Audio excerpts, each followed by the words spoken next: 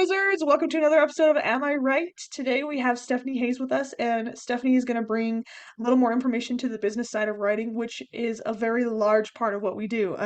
Whether you're, writing for regular income that isn't your book, which is most people in the world, or whether it's, just thinking about yourself more as business because you are presenting yourself as a brand. That's what writers do. Stephanie's got a lot to offer on that, and she knows a lot of creatives herself, so I'm really excited to dive into it. So first off, thank you for coming into the show, Stephanie. Yeah, thanks for having me. I'm excited. Yes, and Stephanie, I should mention, is her own podcast host, so you should for sure check that out. So she knows what she's doing here. But I wanted to just read a little piece of her bio that I thought was just really poignant. And she says that there is so much focus on the business community around starting up and early growth, but no one's talking about the established businesses, excuse me, that have become viable and profitable, but whose owners feel stagnant and uninspired and directionless. And it is my solid belief that if there's one aspect of your life that you're feeling directionless, that you're feeling that pressure, your creativity is gonna plummet. It's not gonna be the same. And I think we talked a little bit about deadlines, working with deadlines as a writer. A lot of people don't realize how much pressure that puts on you to produce things creatively without any kind of with restrictions, I guess you should say, on it. So, um, I before we dive into the first question, I just wanted to give you a minute to introduce yourself and talk about kind of what you do in your business and why it brings you the passion that it does. Oh, thanks. Yeah, thank you so much. I'm a business strategist and I work with small, medium-sized businesses and creative professionals as well, in helping them kind of grow from where they have gotten to. And when they're feeling a little bit stagnant, when they're feeling a little bit uninspired, they're feeling a little bit burnt out, those are usually good triggers to, help me know that they have gotten to a place of misalignment within their business, or they're pursuing something that doesn't serve them any longer, or they've just reached sort of the time limit on the work that they're doing, and it's time for a little bit of a refresh. And so I work with them on building business models that are going to take them through um, to the end result of their business, which we don't talk about a lot. Yeah.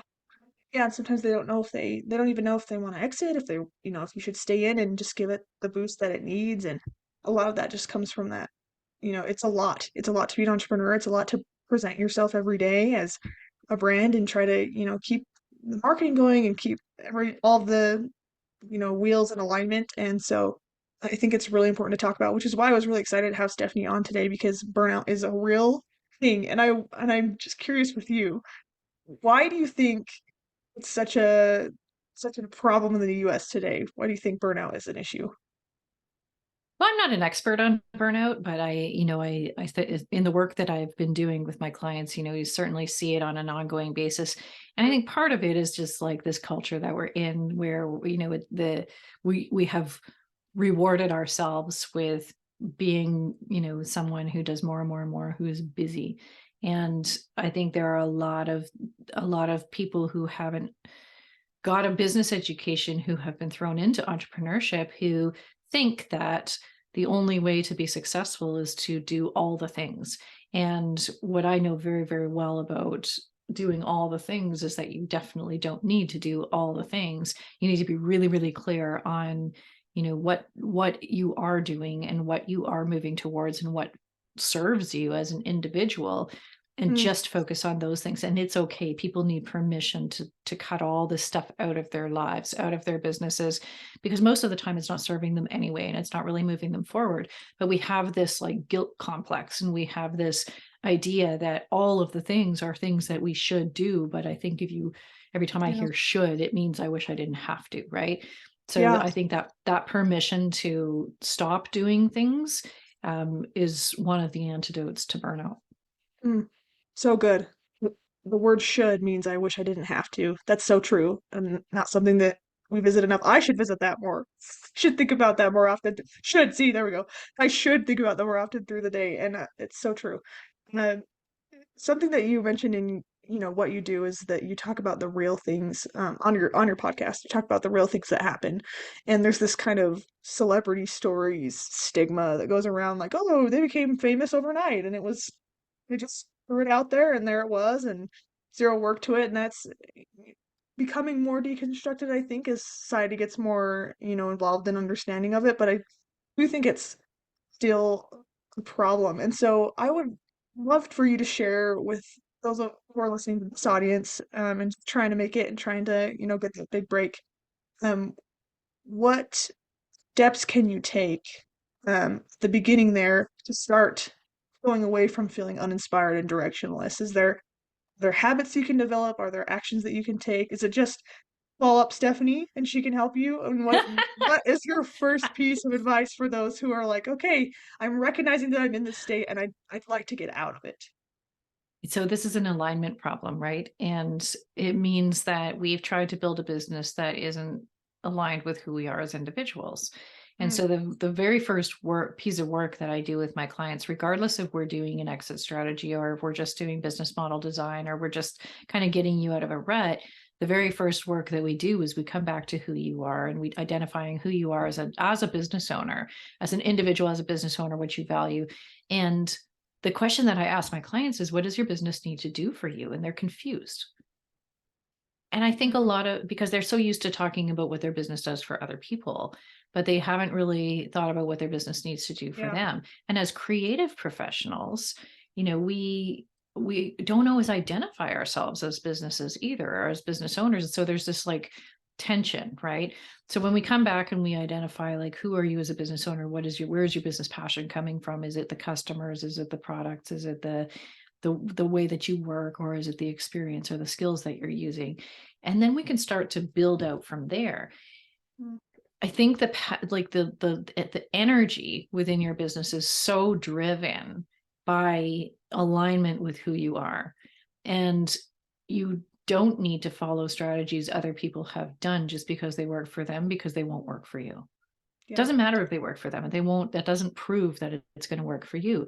So we have to really figure out what feels really good for you. And oftentimes it's taking all sorts of marketing shoulds off your plate and just finding something more creative and finding something that inspires you. Now, as creative professionals, you have this sort of additional dynamic within your business where there's a tension, there's like an ongoing tension between, deadlines and delivery and being creative. You can't be creative on demand. And so I think that Very true. oftentimes I've had a lot of clients who are writers, and oftentimes they butt up against each other, and it becomes really, really hard to want to do the work. Mm, And when you peel back the layers, it often comes out that it's not about the work, not wanting to do the work. It's about the circumstances and the situation in which you're doing the work. And that is that's the place that we need to start, peeling back the layers and, figuring out what actually is going to keep your energy up and keep you inspired. I love that. That is so in tandem with some of the things that we've talked about in previous episodes, which is building your creative environment to be tailored to you. Because in writing, as a creative individual, creativity is subjective in a lot of ways. You can't apply one formula to success, and I think too often people feel like they're missing some kind, they haven't arrived, and there is no arrival. That's kind of, it's fake. And I just love that you said that, because I hope that those who are listening know that you are your own brand, you're presenting your own brand. Even if you're just starting out in writing, you're your own business, but you should own that and you should find what works for you, right? And yes, there are anecdotes and there are tropes that you should, avoid in your writing. That's your own personal, journey. But as a business person, as a product that you're selling, essentially, because you are selling yourself as the product, you can't. I mean, there's no one way for success. So I love that you tailor it to the individual, because otherwise that burnout is just gonna. I mean, I felt it before, and like you said, the putting the deadlines and the restrictions on it and bucking up against each other is so true. So thank you for sharing your wisdom on that. That's definitely a nugget of wisdom that I hope and and pray that people are listening to, because I think it's something that needs to be addressed.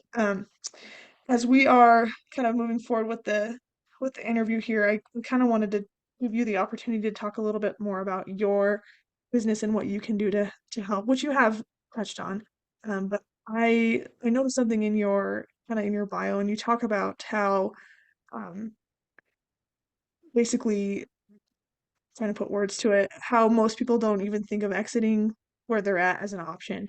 And you talk about businesses specifically, but I'd love, to hear your thoughts on it is an option and what it can do to help kind of make your life better and how you can change from where you're at financially to get there.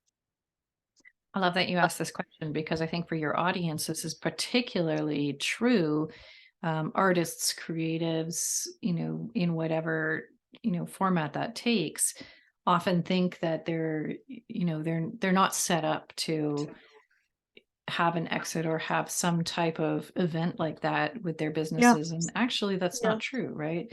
And so the work that I do with my clients is typically when they've gotten to a point where they've got a viable business that's been running for a while, or they've got a viable service and they're just kind of uninspired or burnt out. And there's nothing wrong with the business. There's nothing, it's not on a nosedive or anything like that. They're not trying to fix something, but they're kind of going, I feel like my lifespan with this business is coming to an end. I don't yeah, really see what's next. I like, do I just end? Do I just stop? And then everything else yeah, stops? And that's a function of being so focused on revenue, right? And on income. And so what I'm trying to do is help them see that there are other options, and that over time you can actually focus on creating assets inside your business. And I think that this is really actually quite relevant to creative professionals because they're in a position to do that. But if, yeah, I'm not absolutely. working with people who are, you know, sitting there saying, I need to sell my business now. They're thinking this is 2, 5, maybe even 10 years out, but they're working Mm, towards creating value inside their business so that if in the end that's what they actually want to do is sell it, then we're working on things that actually have value to a buyer, or they're building their business in such a way that they can exit but still retain ownership. So mhm. there's all sorts of ways to get yourself out of your business, but nobody talks about it. Everybody talks about starting up, everybody talks about growth, Yeah, but nobody yeah, talks about, ending that relationship with your business. mhm, yeah.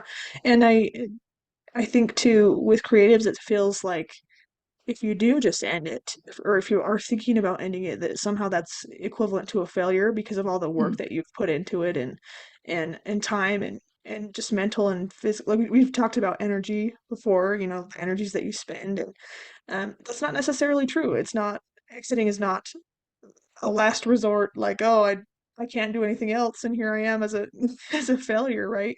It's No, there's it's a really good point. yeah, Yep. it's an active And decision. one Yeah, of the things that I've built into this program is that we very intentionally look at the post exit, what I call the deceleration, because I've seen well, so yeah, many business owners who have exited and who go into like an existential crisis, because think about how much of your identity is tied up in what you've built. And I think that's yeah, probably relevant for creatives as well.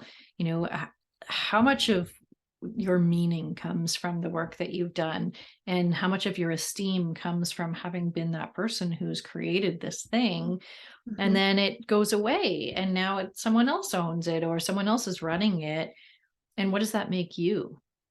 So yep, that's why I bring in partners who can work with my clients on, from a life coaching perspective or from a financial, yeah, personal financial strategy perspective, because what am I going to do with the money? What am I going to do with my life? How am I going to sort of slowly decelerate or create a new sense of meaning in my life? And so there's a human side to these exits. There's a human side to acquisitions that a lot of people don't even focus on. yeah. Great, and that's amazing that you do that, that you have recognized that need because, like you said, nobody talks about it. So someone needs to, and someone needs to help take care of these people who have really, put a lot of effort into their lives and creativity and just need that new direction and that fresh start. We're about out of time here, but I would love to hear if you could offer a piece of advice to your younger self about whether it's life or business, something that maybe you wish you would have known a little bit early, what would that be? There is no end, right? There's no arriving. There's no one specific place you Mhm. get to, and then you're just chill, right? Then you're just Yeah, hanging out there. This is a process of constant evolution. And when we're constantly judging ourselves based on having not gotten somewhere that we think that we're supposed to get to, because it's natural that we're just going to keep going, we're going to keep going, and we're going to keep exploring. you know Mhm. uh, it's almost like a funnel where we, if you're really intentional about all this stuff, you get closer and closer and closer to a more of a definition. But I'm almost 50 and Mhm. I still am defining who I am as a business owner. And so I think if we lose, the minute we take the pressure off ourselves that we are supposed to arrive somewhere, that we're supposed to like hit some place and then everything's going to be great, that just doesn't, that's not real, and that doesn't work, and that's not a bad thing, and it's actually kind of fun. So that is the big learning that I've had and I've taken Mhm. away from my experiences. That's great. That's our plat quote of the episode. There's always one poignant, phrase, and it's there is no arrival, there is no end.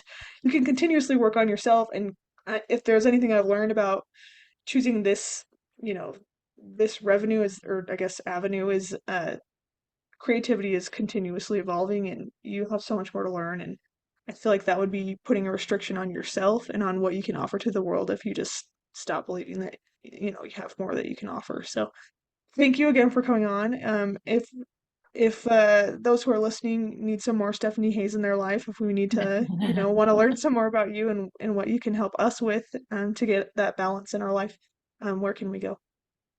You can go to my website at stephaniehayes.biz, or you can find my podcast at podcast.stephaniehayes.biz, or look us up on any of the directories, Real People, Real Business. We are in there telling the real, raw stories, and no celebrity stories, just relatable, accessible, good advice from people who have been through the ringer. Yeah, great. And we'll put that in the show notes for everybody listening. So please check it out. Her podcast is phenomenal, and she has a lot of wisdom behind her and years of experience. And so I think she has a lot to offer us. So, Stephanie, you stick around for a minute. But for those who are listening in, all of our word wizards out there, right on.